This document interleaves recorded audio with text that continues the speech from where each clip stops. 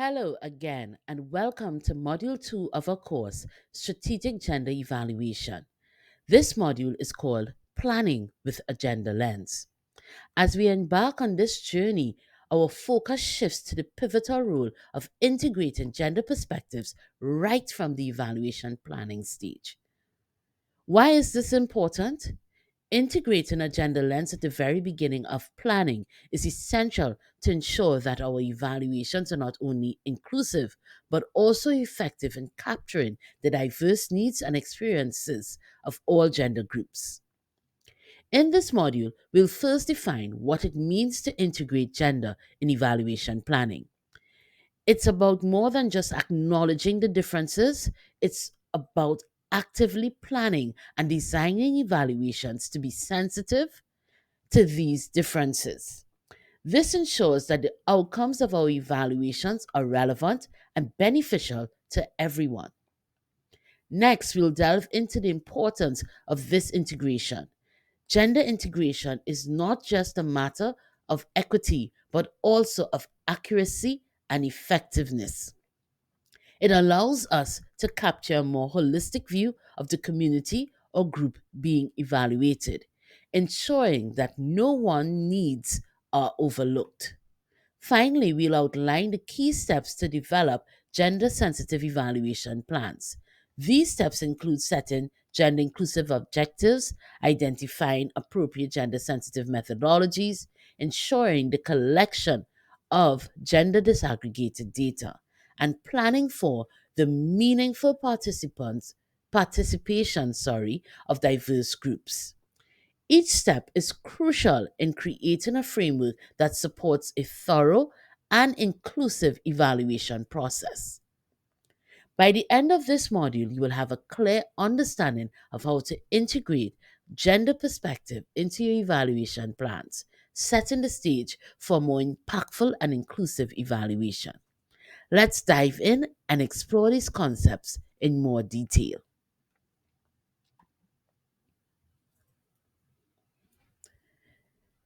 We're going to delve in now into the strategies for gender integration in evaluation planning. It's important to focus on three key areas: inclusive objective setting, developing gender sensitive indicators, and equitable resource allocation. Each of these strategies play a critical role in ensuring that our evaluations are thorough, equitable, and effective. Firstly, inclusive objective setting. This involves ensuring that the objectives of our evaluation are explicitly designed to consider the impacts of different gender groups. For instance, if we are evaluating a healthcare program, our objectives should include understanding how different genders access and benefit from the program. It's also about moving beyond gender neutral objectives to those that actively seek to understand gender specific impacts. Next, we have the development of gender sensitive indicators. These are the measurable elements that will guide our evaluation. The key here is to create indicators that capture varied experiences and impacts across all gender groups. For instance, instead of just measuring overall program participation, we would measure participation by gender, examining if there are differences in how men, women, and non binary individuals engage with the program. Lastly, equitable resource allocation is crucial. This means distributing resources, be it time, money, or expertise, in a way that acknowledges and seeks to address existing gender disparities. For example, if women are found to have less access to a particular service, additional resources might be allocated to understand and address this gap. By incorporating these strategies into our evaluation planning, we create a robust framework that is sensitive to gender dynamics and capable of producing more comprehensive and insightful results. Such a gender sensitive approach is instrumental in ensuring that our evaluations lead to more inclusive and effective policies and programs.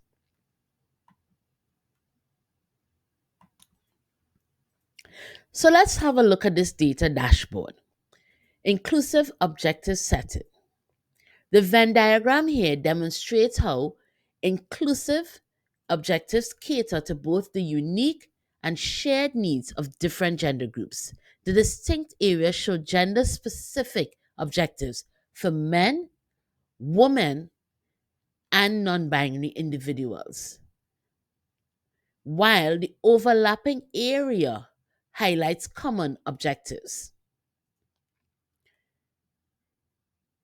Equitable resource allocation. This is seen in the pie chart, and this shows how resources are distributed among different gender groups. This chart visualizes the concept of equitable, not merely equal distribution, with a larger portion of resources allocated to address the needs of underrepresented or disadvantaged groups. And then we look at the last chart, the bar graph. This represents the level of program participation across different gender groups.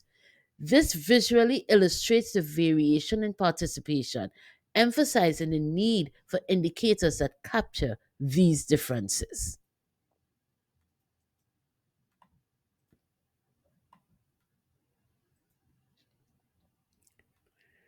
In this segment, we are going to build upon the foundation that was laid in Module 1, particularly focusing on the practical application of what we learned about data collection.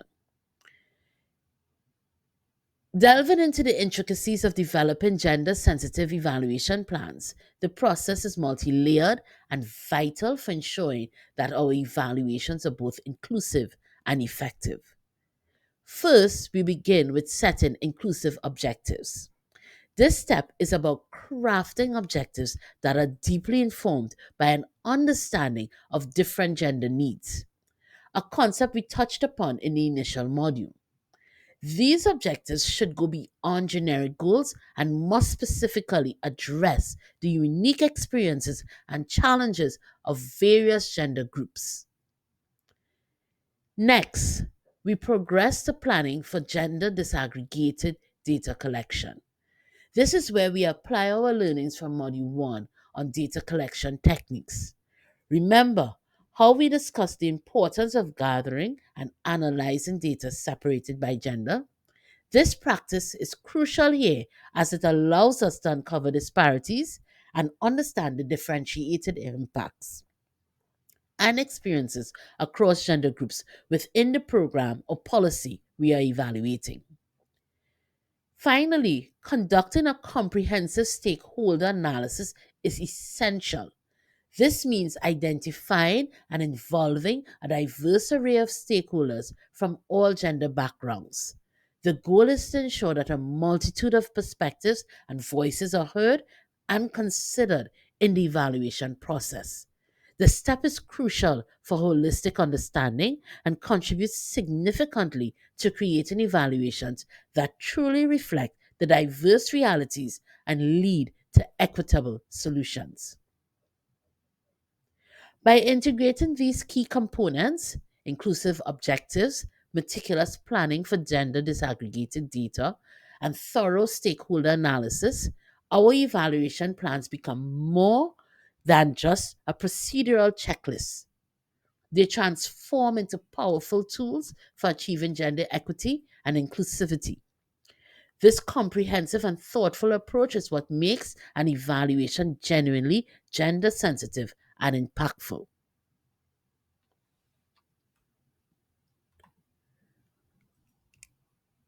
Let's take a break now and as before we proceed to the next section in this module, which focuses on gender evaluation implementation.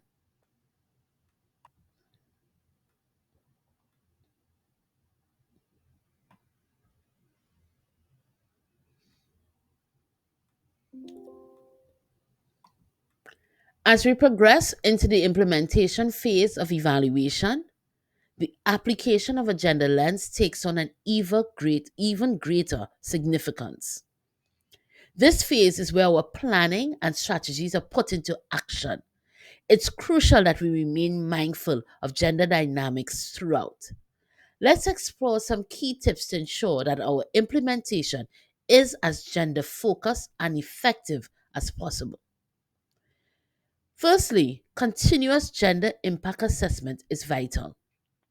This means regularly evaluating how different aspects of the program, initiative, or policy are affecting men, women, and non binary individuals. Are there unforeseen impacts? Are some groups benefiting more than others? This ongoing assessment allows us to catch and address these issues as they arise rather than only at the end of the process. Next, we have adaptive strategies. This is all about flexibility and responsiveness. Based on what we learn from our gender disaggregated data and impact assessments, we should be prepared to modify our approaches. This could mean reallocating resources, changing communication strategies, or even rethinking certain aspects of the program. The key is to be responsive to the data and insights we gather. Lastly, gender inclusive communication is essential. This involves using language and communication mediums that are accessible and respectful to all gender groups. It's about ensuring that our messages are clear, inclusive, and sensitive to the nuances of gender. This not only improves the effectiveness of our communication, but also demonstrates our commitment to inclusivity and respect. The hope is by incorporating these tips into your implementation process, continuous assessment, adaptability, inclusive communication, we ensure that our evaluations are responsive, sensitive to the various gender dynamics at play. This approach is crucial for achieving equitable and effective outcomes in our gender sensitive evaluations. So, to bring the concept of gender integration into evaluation, to bring that to life, let's look at some real world case studies where these principles were successfully implemented. These examples provide a tangible understanding of how gender focused strategies can be effectively applied in diverse contexts. First, we have the Urban Health Initiative in Brazil. In this case, evaluators used surveys and interviews to gather data. The results of this gender sensitive evaluation led to improved healthcare access for women, particularly in urban areas, and increased awareness of women specific health issues. This initiative showcased the importance of understanding gender specific needs in healthcare service provision.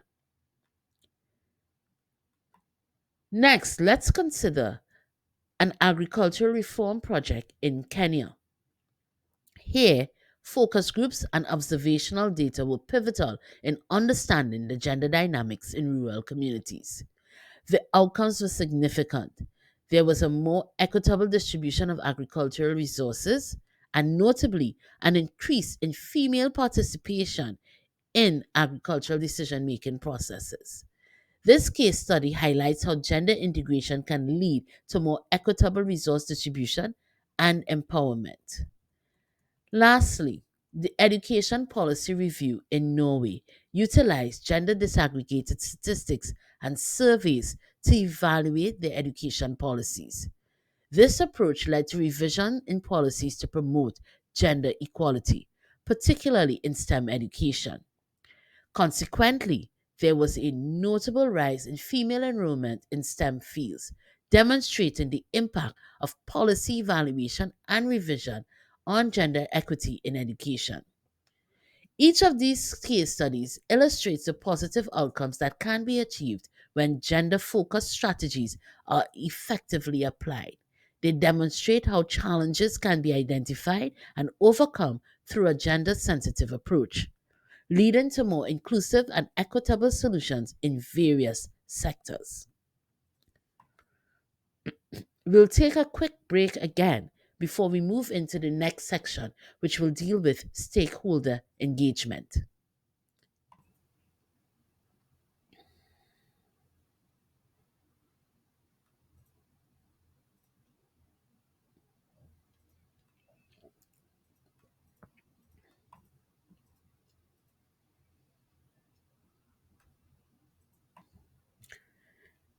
As we enter the final part of this module, our focus shifts to a crucial aspect of gender sensitive evaluations, the inclusive stakeholder engagement. The significance of this element cannot be overstated. Involving a diverse range of stakeholders, especially those from marginalized or often overlooked gender groups, is fundamental to the integrity and effectiveness of your evaluation. Why is this diversity so essential? First and foremost, representation matters. Every evaluation should strive to represent all gender groups impacted by the subject being evaluated. This is not just about numbers, it's about ensuring that the voices and experiences of all genders are heard and considered. Moreover, the diversity of perspectives is invaluable. Each stakeholder brings their unique viewpoint and experience to the table. By valuing and incorporating these varied insights, we enrich our understanding of the issue at hand. This leads to more nuanced and comprehensive evaluations that truly reflect the complexity of gender dynamics. Lastly, inclusivity at the heart of gender sensitive evaluations. It's about going beyond the usual voices and actively seeking out those who are often marginalized in decision making processes. This includes women, non binary individuals, and other gender groups who might not typically be included. Their inclusion is not a token gesture, it's an integral part of creating evaluations that are truly representative and equitable. In short, inclusive stakeholder engagement is about bringing together a tapestry of voices and experiences. It's about ensuring that our evaluations are thorough, fair, and reflective of the diverse society that we live in. By embracing this diversity, we pave the way for evaluations that are more accurate and also more impactful.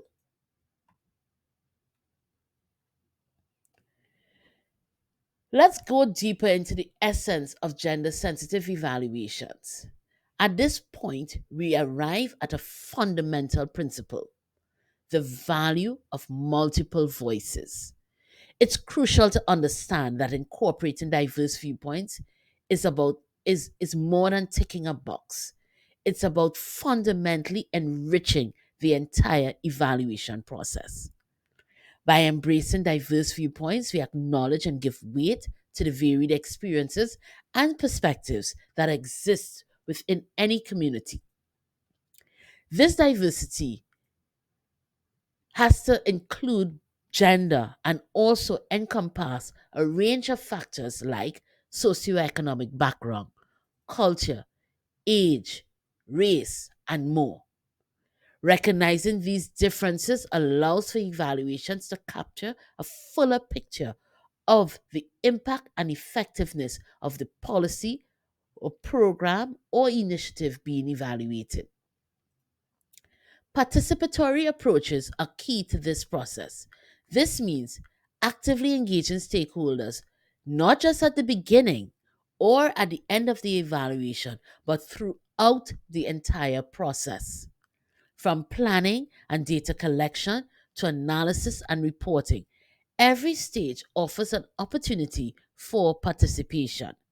This approach ensures that the insights and feedback from a wide range of stakeholders are embedded in the evaluation, making it more robust and nuanced.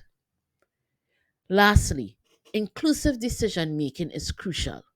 Decisions within the evaluation process should be informed by and made in consideration of the insights and perspectives of this diverse group of stakeholders.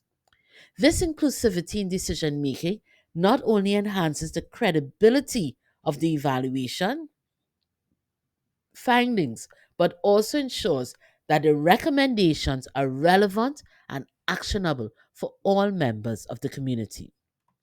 In essence, valuing multiple voices in evaluation is about creating a space where all perspectives are heard, considered, and respected. It's about moving beyond traditional methods to embrace a more holistic and inclusive approach. Such inclusivity not only enhances the credibility and relevance of our evaluations, but also ensures that the findings are truly reflective of the diverse experiences within the community.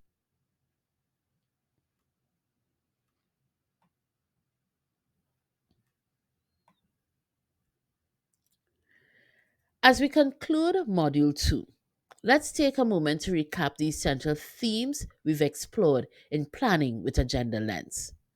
This module was designed to deepen your understanding of how to effectively integrate gender perspective into evaluation planning and implementation. We discussed the importance of integrating gender from the outset of evaluation planning. We delved into strategies for setting inclusive objectives and developing gender sensitive indicators. These steps are foundational in ensuring that our evaluations are responsive to the needs of all gender groups. Next, we moved into the implementation phase, where we emphasized the need for continuous gender impact assessment.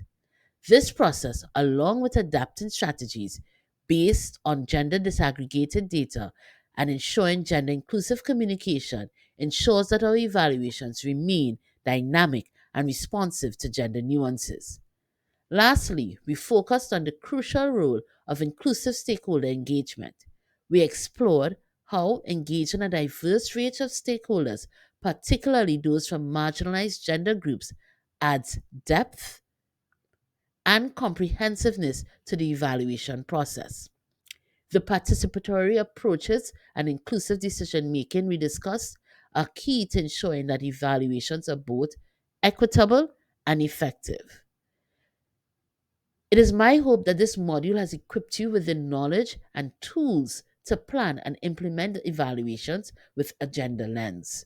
Remember, the goal is to create evaluations that are thorough in their analysis and inclusive and reflective of the diverse society we live in. Thank you for your engagement in this module, and I look forward to continuing our journey in the next module. Feel free to access the resources in this module, particularly the Gender Lens checklist.